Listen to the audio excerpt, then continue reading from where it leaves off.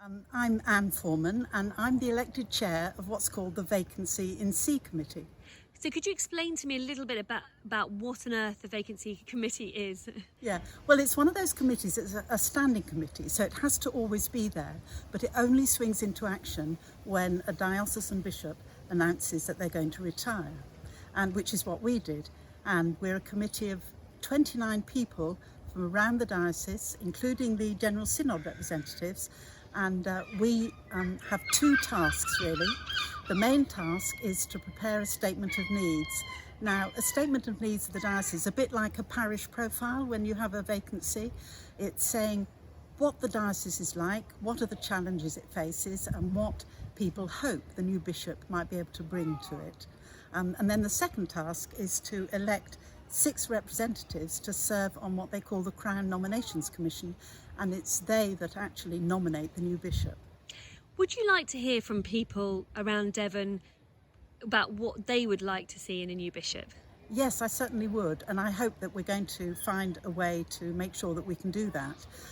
It's really important that one of the things that the ordinal says about a bishop is that they should know their people and be known by them. And I think so for people in Devon to be able to say what they think about what they hope for a new bishop would be really good. Now, obviously, we're hoping to do an online survey. We're also hoping to run some Zoom events that people will be able to come along and we'll be able to hold some discussions.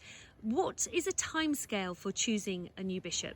Well, the timescale is that throughout July and August we'll be trying to consult with people and seek their views. We want to have our statement of needs prepared by September. The Crown Nominations Commission will meet in February and April of next year, and the announcement about the nomination for the bishop should be about June of next year. We should have a new bishop by September. But one thing I will say, you talked about choosing. One of the things the Vacancy in C Committee is about is not choosing. We're not choosing a bishop. We're trying to discern who God is calling to do this role. And so it's a process of thinking about what the diocese needs and what we think the new bishop will have to face and tackle. Now, we've talked about people perhaps being able to feed in their views or their thoughts. How else can we support you as a committee as you go forward in this discernment process? Well, thank you. The most important thing would be to pray for us, please. Pray that we make the right decisions, that we listen carefully to what people are saying, and that we are really careful and thoughtful about what it is we're doing. And it's a big responsibility, and it's a joy to do as well, but it is a big responsibility. Do you think Devon is the kind of place you'd want to come if you were a diocesan bishop or diocesan bishop to be?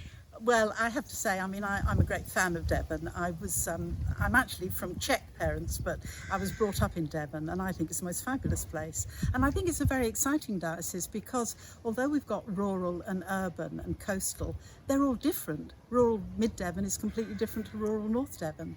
So it's an exciting place, I think. So what would you say if you could broadcast a message to any prospective diocesan bishops out there? What would you be wanting to say to them? Oh gosh, I would want to say to them, come and join with us and help us to continue being the sort of diocese that is inclusive, that has room for all sorts of different views, and help us continue in that way.